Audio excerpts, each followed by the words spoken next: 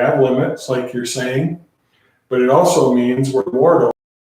We're going to die. And so if our purpose in life is to just try to fill every moment with everything, and then we miss all the things going on around us. I mean, I think of all the people in life that I've encountered that, will say something like, oh, I blinked my eyes and my kids grew up and I missed it. Yeah. Because I was working too much or whatever.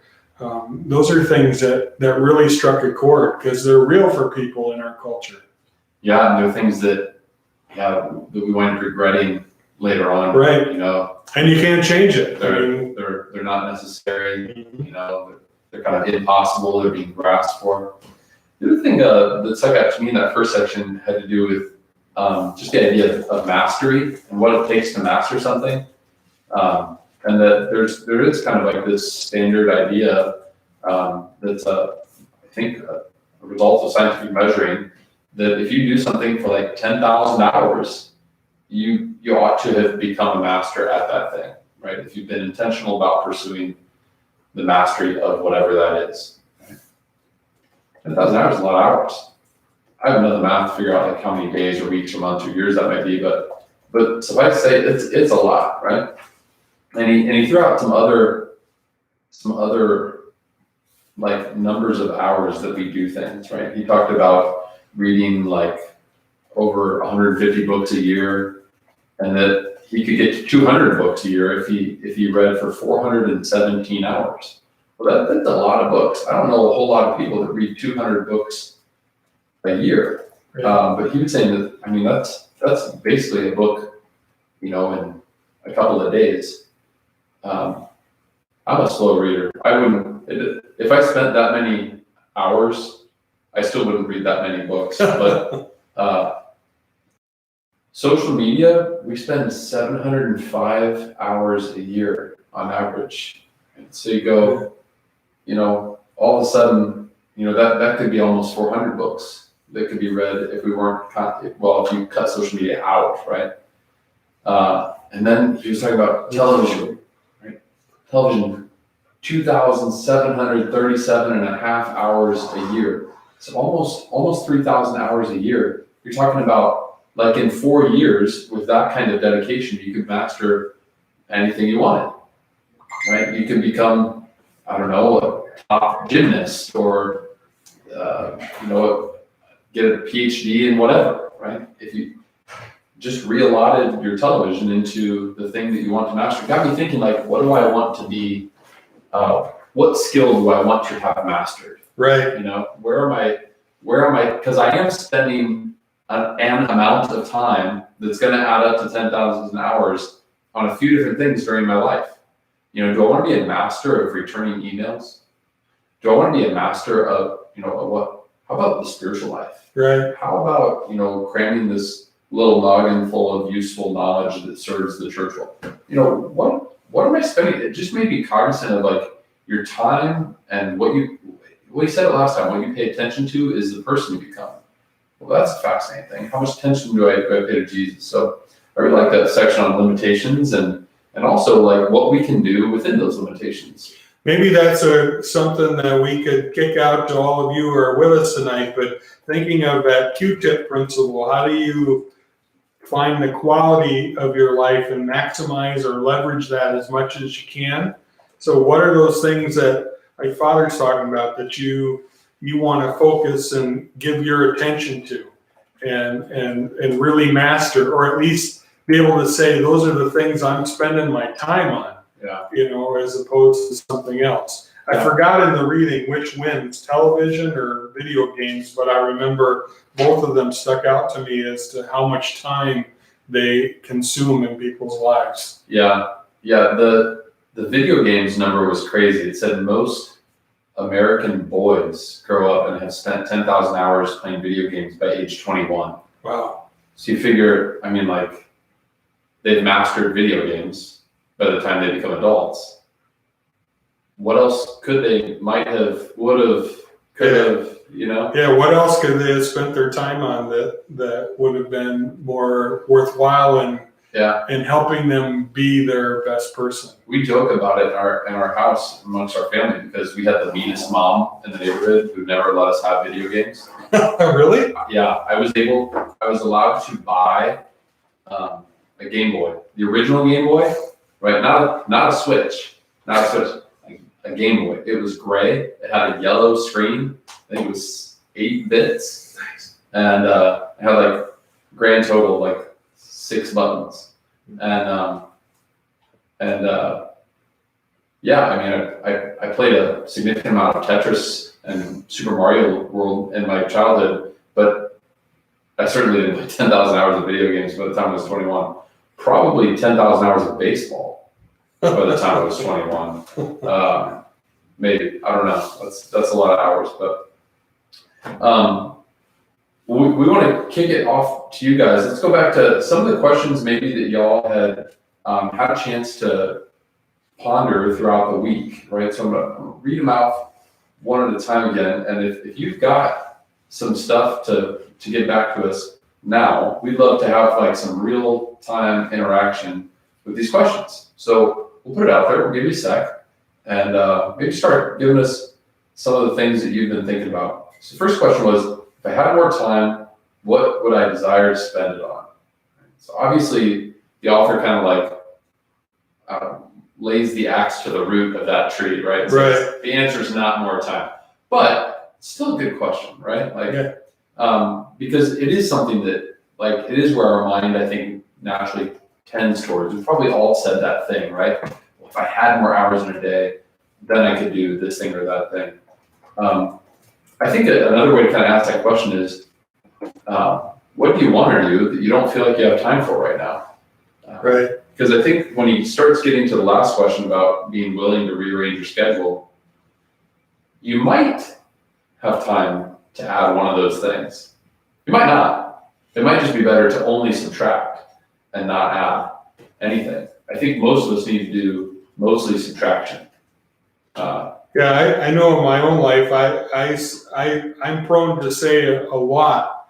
Oh, if I just had a few more hours in the day, and I was really reflecting on that with the reading, because it's not that it's necessarily would be a bad thing for me to have more time, except that the challenge would be when I say I would like more hours in the day, it really just means, oh, I like what I'm doing, and I could get more of that done.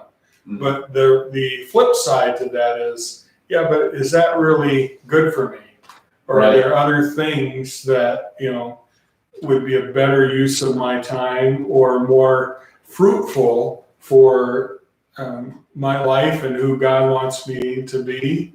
I think right now, something that we're really enjoying in our family is having more family time together. And I'm hearing that more and more from parishioners and people are enjoying. It's challenging. Kids are losing their, it's hard to keep that on track, but at the same time, it's enjoyable to have a little more time with family and to feel like we can be present. Yeah, it's great stuff. Has anybody thrown any answers out there to our questions yet?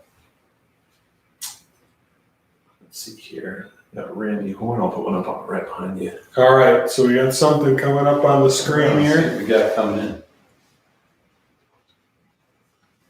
We really do want to talk to you guys. I mean, we really do want to hear from you. If you got anything to say, think might be useful, it might be interesting fodder for dialogue, please don't hesitate. So Christine Randy, right? I'd like to become a master storyteller. Ooh, that's a good one. That is a good one. That would be fun. Once upon a time. Yeah. Well, Christy, what kind of stories would you like to tell? I was thinking a lot too about when the author was talking about limits and how we are finite beings and we have limitations. I was thinking a lot about our task as Christians is to be with God, but to make sure that we don't try to be God. Yeah. And so much in our lives where operating as if we're in control. It's one of the big lessons right now that we're learning too, is how much we don't have control, and we have to adapt. Adaptability and flexibility is sort of the new norm right now. We don't know day to day what we're up against. We got to go with the flow. And for a lot of folks, that's a challenge. For sure. Chrissy says, voice training with a professional. I think that's interesting, because I was just writing down a bunch of things like this the other day of, okay, like what are some things that are on my radar that I want to pay attention to. And I injured my vocals like last summer pretty significantly, and my range is hugely affected by it. I can tell the tone of my voice is different. Oh man, so I'm interested in seeing somebody who can either kind of look at that from a medical standpoint. I'm also interested in some vocal coaching, because I really enjoyed singing since I was in seminary, and I haven't had anybody kind of work with me since then. And it's been probably over 10 years since I had somebody. So that's interesting. That's a good shared one there. Did you sing growing up?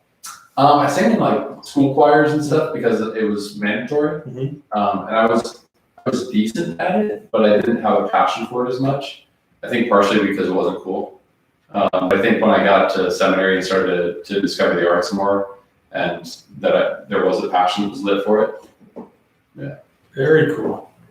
Susie said she wants to learn to play the piano. Love it. Tickle those ivories. I saw a thing once that said that in some ways the piano is the easiest instrument to play, because it's as simple as finger push button, and that you're just learning to. It's kind of like learning to type almost, I guess. There's no crazy contorted bar chord that you have to learn, or I don't know, this unnatural position or something like that. It's all kind of. What's the Bible stories and stories about life? Yeah, all kinds of stories. Love it. Very good. Love it. Very good. Father, what would you say in the reading that we did? What would you say about the idea of being stewards? This is my language, but I didn't invent it. It's Christian language. But being stewards, the concept of being who we're supposed to be, who God calls us to be, and then using our talents for God, ourselves, and for others. Yeah, are you talking about how that relates to this week's reading? Yeah. Oh, I don't know if I saw that theme. I was just thinking a lot about this whole idea of being present to God. And one of the things that struck me that I was reflecting a lot on was, in Christianity, we have the privilege of believing in a God who came and walked among us. And that's what we're celebrating in Easter, Jesus' resurrection. But God is here. And so with that, God's kingdom is also present. And so we spend all of our time really thinking about the ultimate goal of getting to eternity. And sometimes the cost in that is we fail to be present to God's kingdom that's here on earth, that we also have to be present to. Yeah, absolutely. And that's a big concept for us as Christians. Yeah. And the world isn't a bad place. God made a good creation and then restored it with his resurrection. Yeah. Yeah, I like how early in the book, or early in this section, that he talks about image and dust, right? We're made in the image of God, but we're made from the dust. Right. It's like packing dust into a God mold image, to create a human. It's a really the image of God, the ideal, and just the raw material, and how what we're called to be as humans is that we transform the world that we live in to elevate it from raw materials into something that's of our human dignity. I love that. Yeah, it really is incredible. It's a great image. We're called to elevate, to kind of resurrect, right? Mm-hmm. Something to bring about something that never would have existed without our human interventions. Mm-hmm. I love that.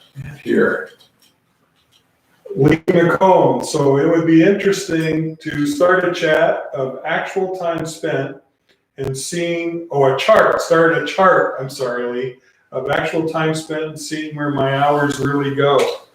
Yeah, I've had to do some of that for different things in my life, and just keeping the chart is a bit of a challenge, but it is fascinating to see how much you spend your time and how many things creep into your day. How much time do you spend charting your time? Yeah, exactly. They need a column for that one, yeah. Now they probably have apps for that, you know? There's always an app for that, Dennis.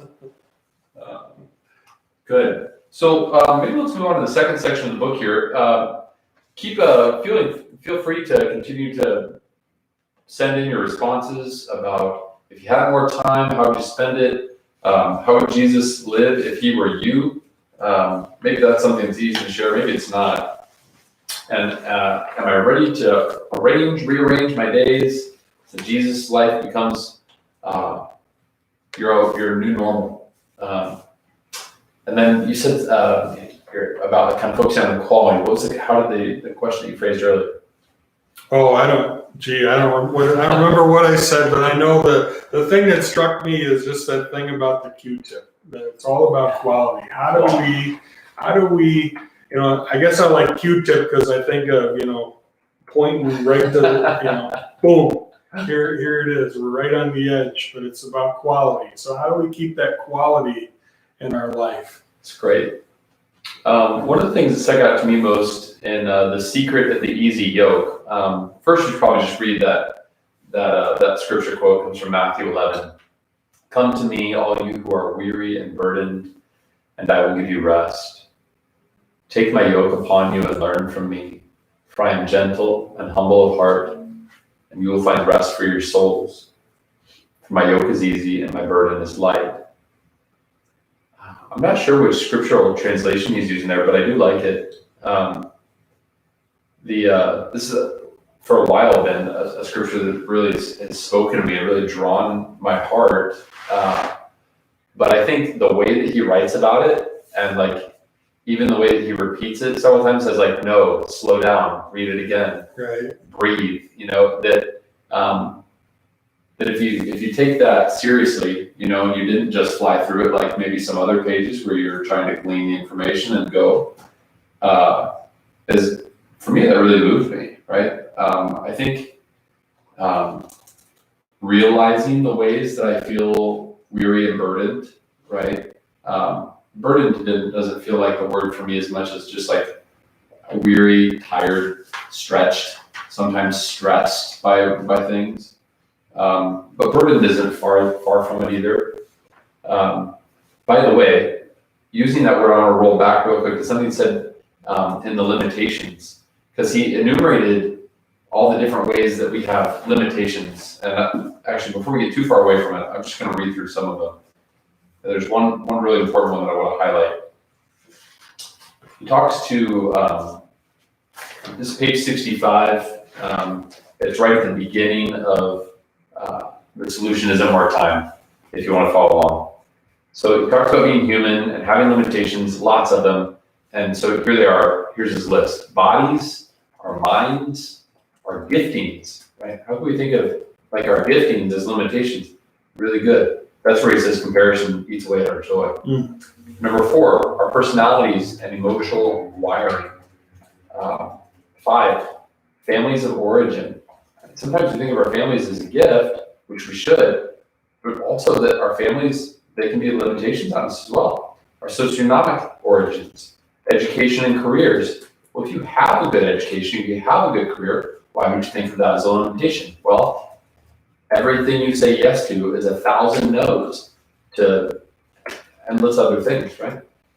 Our seasons of life and their responsibilities. So if you're young and single, the responsibilities that come with that are very different than if you're midlife and have a bunch of kids and trying to pay for their college educations or something. Number 9, our 80 or so years of life. 10, God's call on our lives. The one that I really want to go back to, though, is where he talks about, it's in number 8, when he's talking about seasons of life, he says, between my work as a pastor and, even more important, my work as a husband and father, my days are jammed full. Family is a limitation. I thought about renaming my kids limitation number 1, limitation number 2, and limitation number 3. It says they cost me. And this is true of any relationship, but you have any relationship you have, but especially of your relationship with your kids. An enormous amount of time, energy, and attention. This isn't bad. It's wonderful. But it's a limitation for the season, one that is over 2 decades long. We think often of limitations as being burdens, right? And here he talks about family as a limitation. And I think the reality of it is, it's just when you choose to invest in a person, in any relationship, especially with those who might be dependent on you in some way, that it does limit you from doing other things, because any real relationship requires, what do we say? Time and attention and energy. It's not bad to give away your time, attention, and energy, but all of those things are limited. And so that means that you don't give them other places when you give them to this particular relationship, whether it's your children or your parents or your siblings or your friends or your parishioners, right? And we hear that, and I'll just speak for myself. When I heard that family was a limitation, I was like, how could you say that? That's so insensitive, right? Right? Our minds my mind is wired to look at that as a negative thing. But then he circles all the way back and says, this isn't bad, it's wonderful. It's wonderful that we give ourselves away to each other, right? That's so important. It doesn't mean that somebody else is bad or something like that. So important. Okay. I had this image of, I love the whole concept of the yoke is easy. You know, I think I've mentioned before, I grew up in West Michigan, and largely it's a rural farm community. And we had a family farm in the family for almost 100 years.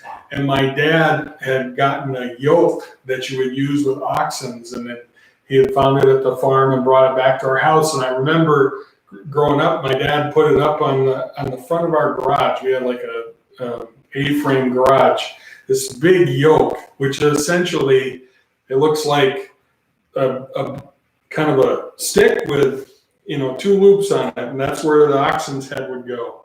And I remember when I first got married, and David Carlos was still a young toddler, the Archbishop that was from Venezuela, where my wife and I were missionaries, came to visit. And I remember him seeing that yoke.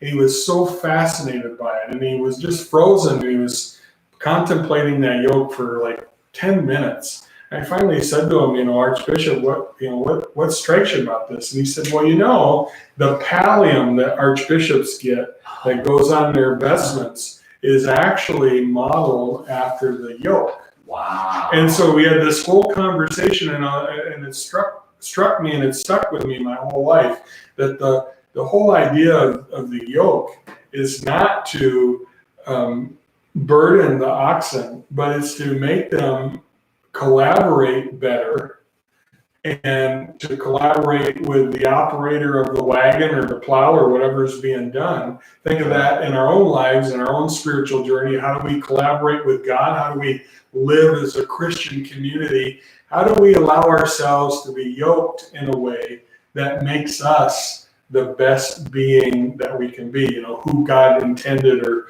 purposed us to be, if you will. Yeah. I just think that's a beautiful image. It really is a beautiful image. A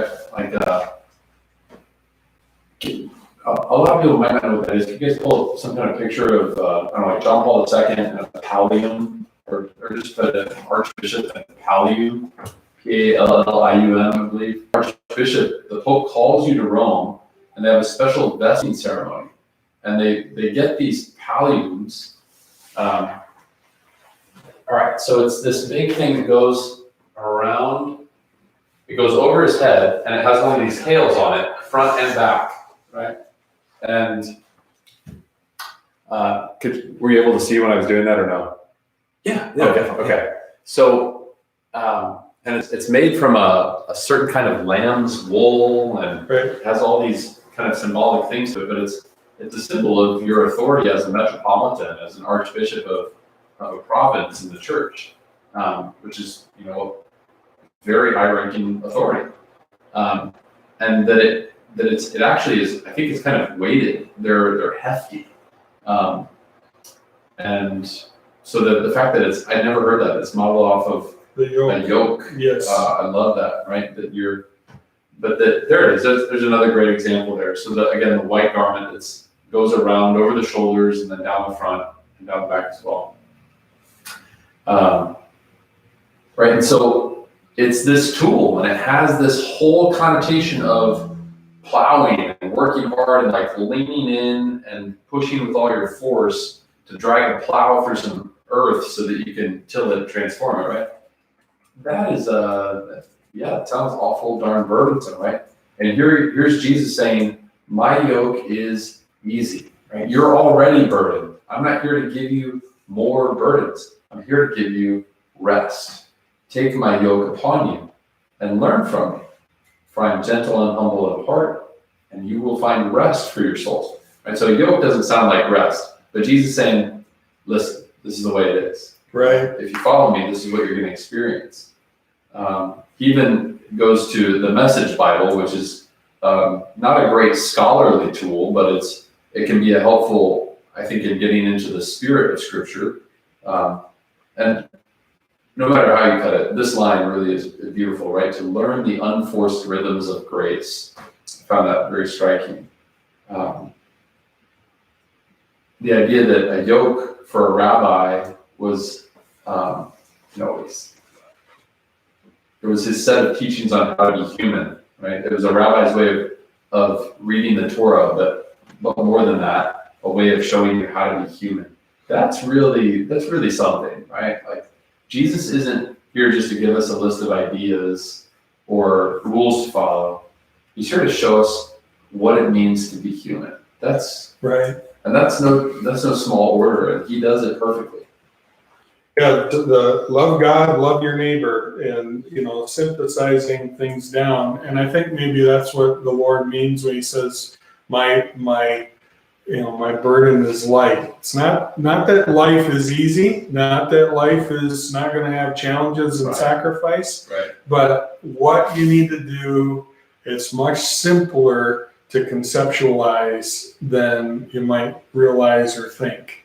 And certainly in the time that Jesus walked the earth, that was a big part of his message. He was really simplifying and making it possible, making God more accessible to people by synthesizing things down in ways that people could really get to the core, which is really this whole exercise of eliminating hurry or restoring the core, if you will. Yeah, I love it because it really does synthesize that idea that if you look for your rest, if you look for what it means to be human in the world, you're not going to find it. And if you look for it in Jesus, you're going to find that rest that your soul longs for. It's the world that burdens us and wearies us, but it's in the Lord where we can find the peace and that joy that we long for. There was something that we read that really caught me too, is the Greek soteria, meaning both salvation or life, if you will, but that's also the same word for healing. So these two things become synonymous. How do I find the restoredness of being or healing, if you will, and how do I find life or salvation? And those are all, there's a linkage there. Yeah. And in the same way, going in the other direction, that we say, sin and death are linked. Yeah. I like how he said the Latin word where we derive salve, like an ointment that you put on a cut or burn, right? It's something that's used to heal, but it has the same root as salvation. That's really very cool. Yeah. He used another cool image in that, right? So if we want to be able to be apprentices of Jesus, if we want to take his yoke upon us, right, to find proper rest and to learn the rhythms of grace, then we have to adopt the lifestyle of Jesus. I think this is like so obvious and yet so overlooked. Like that's one of the things that I find rather genius in this book is I don't think I've thought enough about that before I read this. About like what was the lifestyle of Jesus? Let me try to do that. I think in some ways I did, but I think I was a lot more caught up in what are all the ideas, right? The theology. What are like the rules for life or the ethics of it? And so he's got this, so how do I live that lifestyle? Then becomes a great question. And he's got a couple of interesting images. One of them, which is he talks about these runners in his neighborhood who look like they're sponsored by Nike, and they're all like single digit body fat, and when they start to Like run, me. exactly. And so he talks about when they go to warm up and stuff that it looks like they're prancing. I mean running. Like that everything's so Right. agile and delicate, more antelope than human, and the language that he uses is really descriptive and very vibrant.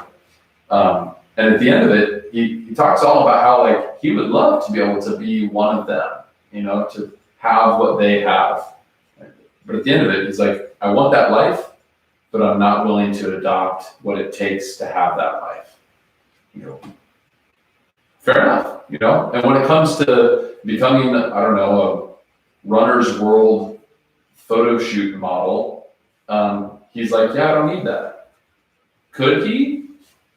Maybe so, right? If he spent 10,000 hours doing that, probably so. But for him, it's not worth it, right? That he'd have to trade in his house slippers and his bathrobe and his cup of single origin coffee, right? And actually be out there and do the running and all the super committed sacrificial training to get there. And so that's probably for him good discernment, because he probably doesn't need to do all that if he wants to be a good pastor, which is his calling.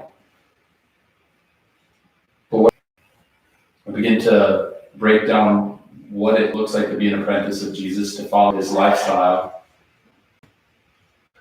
are we willing to take what it takes to live that life? Here's the fascinating thing. In most of our minds, that probably means, am I willing to do all the hard things? Am I willing to white knuckle it into following the rules and understanding all the ideas? And probably more likely the change that needs to be made is, are you willing to cut some things out of your schedule and slow down? For him, he would have to do all this extra stuff to become a Nike runner. But to be a Christian, probably what we need to do to be more aligned to Jesus, more conformed to Christ, is video games. Less, travel youth, hours at your career, more family dinners, more time of R&R, a proper Sabbath, more time for prayer, and real true blue quality prayer that's not like checking a box. It's to me, it's so counterintuitive and so countercultural that it has to be in line with the gospel. Yeah, I caught that same section in the reading that we did, and really struck me the idea of raising the bar on discipleship. What does it mean to be one who follows Christ, but then to take that a step further, to not just to follow Christ, but to try to be like Christ and be with Christ, and then do what Jesus would do. We don't often think always in those terms.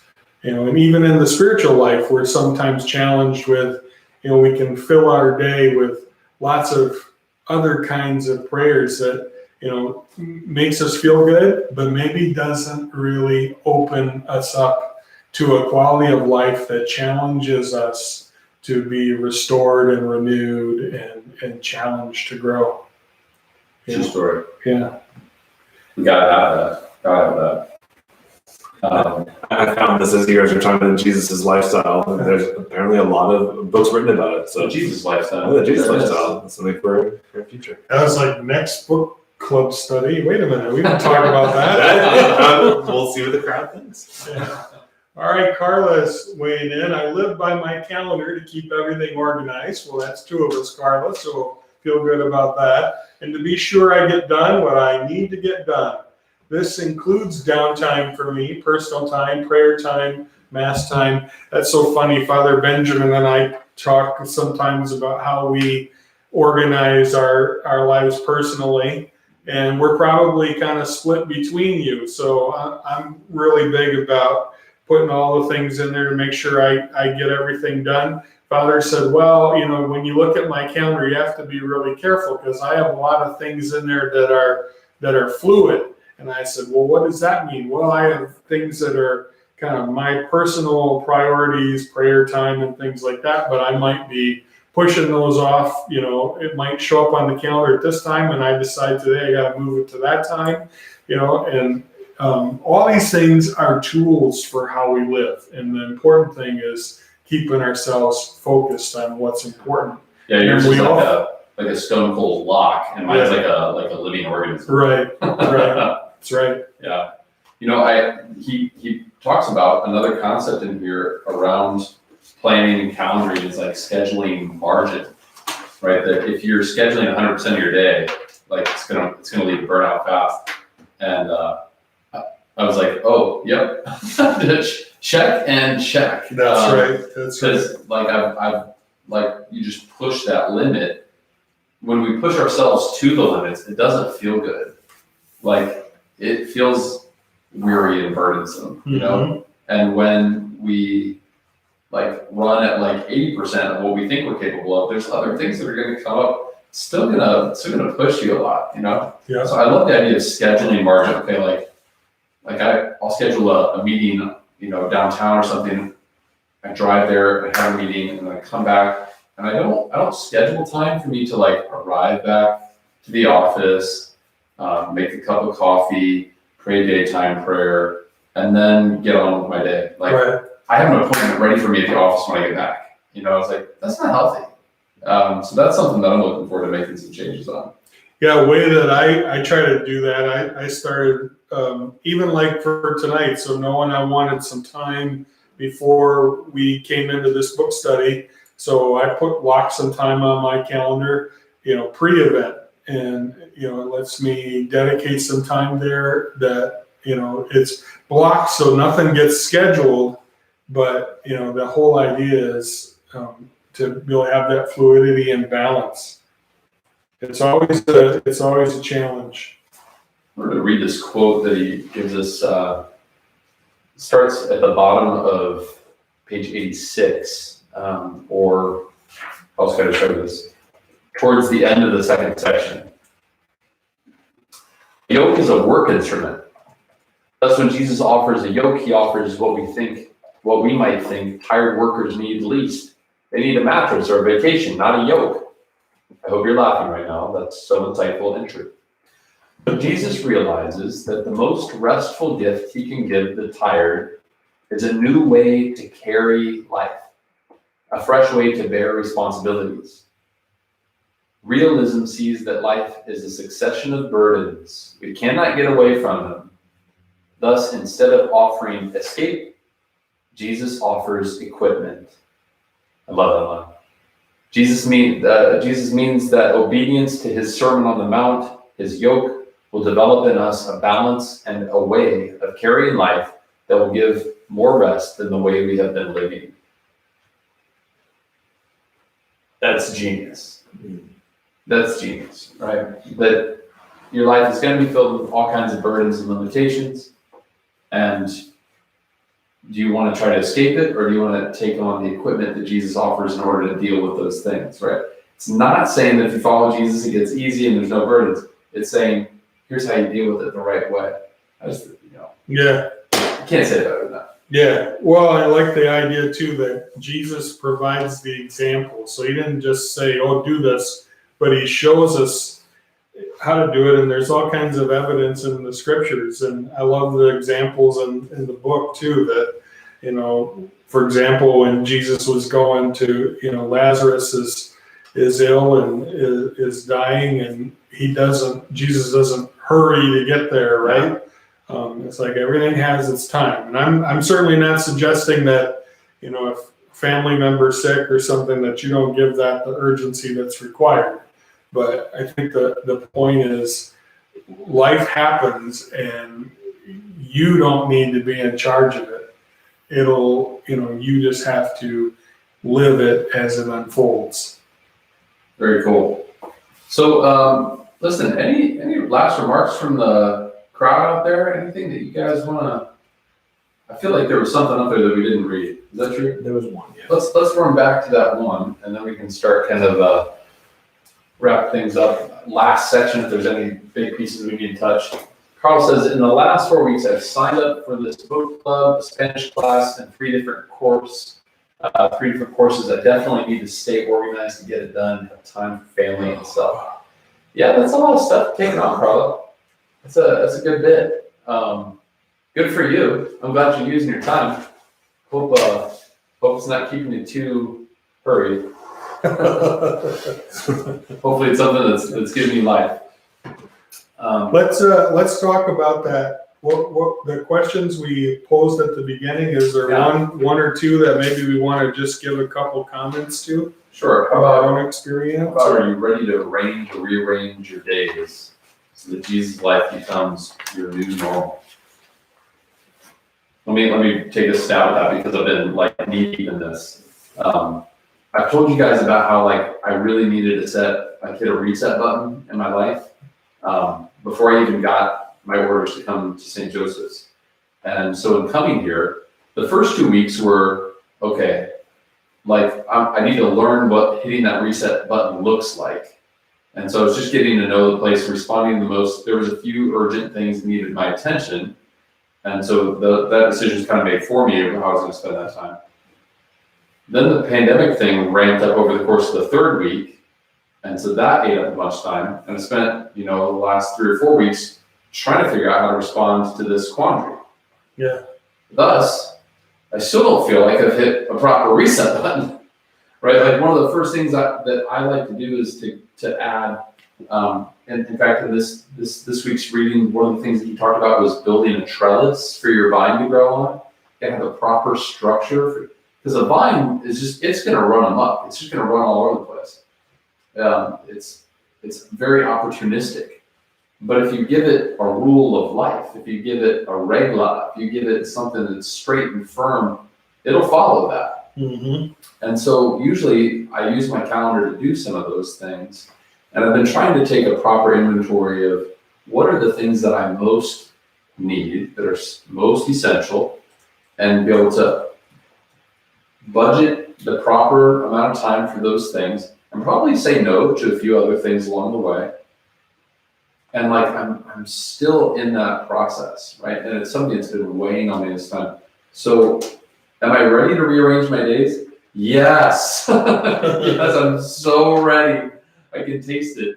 And I've actually spent, I'd say, about an hour and a half working on that project today. Just what are all the things that have been vying for my attention, and starting to kind of go through and say, these are the things where I think I'm going to start making a bigger investment commitment.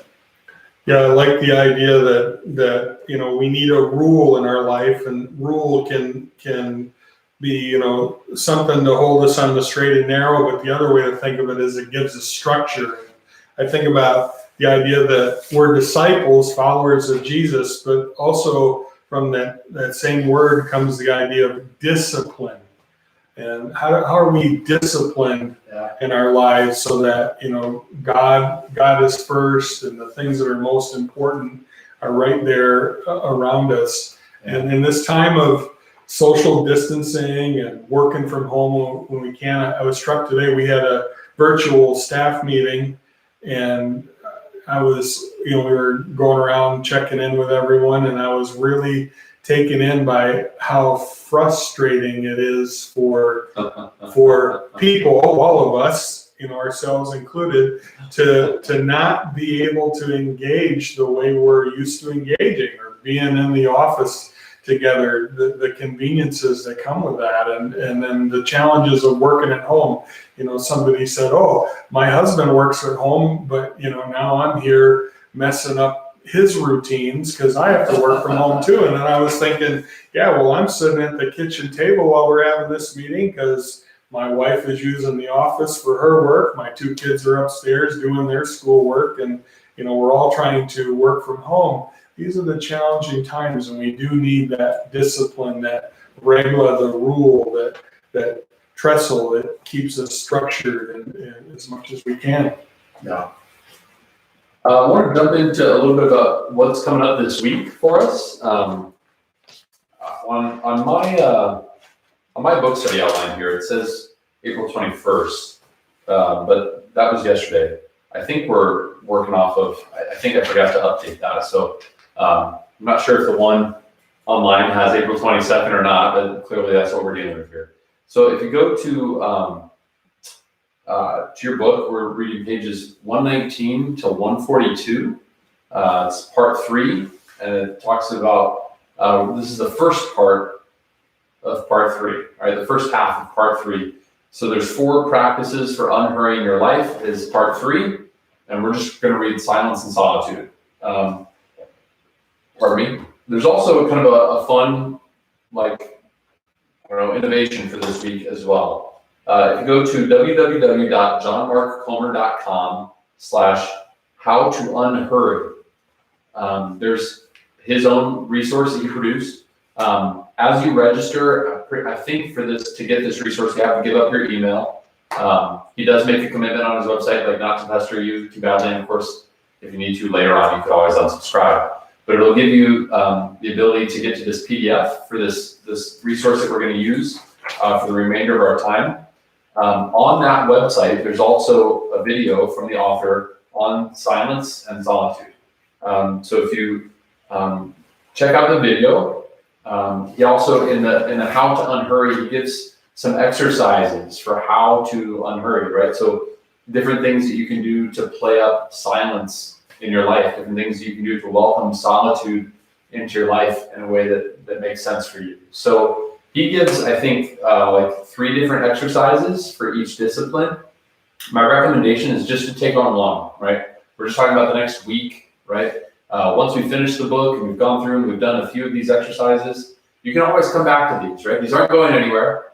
You can't hurry up to learn how to unhurry your life, right? Thus, we're only reading 25 pages this week. It's not very much reading, and there's some exercises to go along with it. I really, really, really would like if next week we can have the most interactive time as possible. I was going to say the most interactive interaction. I would really like to hear from you about what your experience is. You might even try tonight going on and looking up what's that video like, what are those exercises like. I think it's a 10-minute video, and it might set the tone for reading this part of the chapter, and kind of get us all in the same groove. Also, you might find one of those exercises and say, I want to practice this exercise every day this week, or I want to try to be more mindful of this thing throughout the next week, whatever that looks like. And then that way, next week, we can hear back from you. You'll have a full 7 days of awareness of that thing, be able to report something on your experience, right? So next week, I'd really like to try and focus on what your experience of this is. So it's a little bit less about, answering questions or something, but more just, hey, here's what I'm trying to do. Here's what I'm finding improvements and growth and encouragement, so on and so forth. Other parish announcements that we can kind of relay? Yeah, we're trying to do a number of things in the parish, and whether it's having our Life Teens meeting using our GoTo meeting platform, or our Live in Christ adult formation in English and Spanish. Basically, we're trying to keep things normal. Some of our parish groups will be meeting. If you look on our website, we'll be putting the information up there. The thing I'm excited about is I'm going to start this weekend on Saturday a spirituality seminar, Easter spirituality, I'm calling it. And every week until we can reconvene, I'm just going to throw out a new spiritual technique from the church's spiritual tradition. and we'll try it out. I'm going to try to keep the session to 45 minutes or so. Maybe it'll stretch a little, but we'll give a little introduction. Lexio Divina. So if you're familiar with that, well, this will be a great review. If you're not, join us and you can learn about it. But it'll really dovetail well with this whole idea of silence and solitude, because it's really about silence and solitude, because it's really about quieting ourselves and being fully present to listen to the Lord and how the Lord speaks to us. Can I give away like the little bit of the secret that you told me about how you're going to do that? Sure. Maybe you already know something about Lexio Divina. I spent 10,000 hours doing Lexio Divina at Master. Okay, good for you. Pat you on the back, gold star. How about your kids? And so you hopefully have some really great insights for how to get into it with kids. Mass every morning at 9. Mm-hmm. Basically, all of our ministries have that GoToMeeting platform up and running. And we know we're hearing your feedback loud and clear. We know that we've had some issues with the streaming, with our sound and the streaming, so we're trying to coordinate that a little bit differently as best we can. We weren't teed up for this and prepared. We didn't pull everything out of the closet and say, oh, here's what we're going to do now. We've had to create a lot of things in this interim. So we're working on that, but I think Father and I were talking today, the plan would be for Sunday Masses, we will have that up on the website if you're wondering about times and things, or if you can let people know. For sure, things should be there on Sunday. Chances are they're going to upload sometime on Saturday, probably in the evening or nighttime, but definitely Sunday would be your time. You can go in and find the Sunday liturgies. More to come on that as it develops. Thanks for hanging with us. Thanks for giving us part of your Wednesday night here, and hope you're enjoying this. Again, please feel free to give us some feedback on how we can make this better, and we look forward to seeing you Close with this time again next week. In the name of the Father, and the Son, and the Holy Spirit. Amen. All glory be to the Father, the Son, and to the Holy Spirit, as it was in the beginning, is now, and ever shall be, without end. Amen. May Almighty God bless you, the Father, and the Son, and the Holy Spirit. Amen.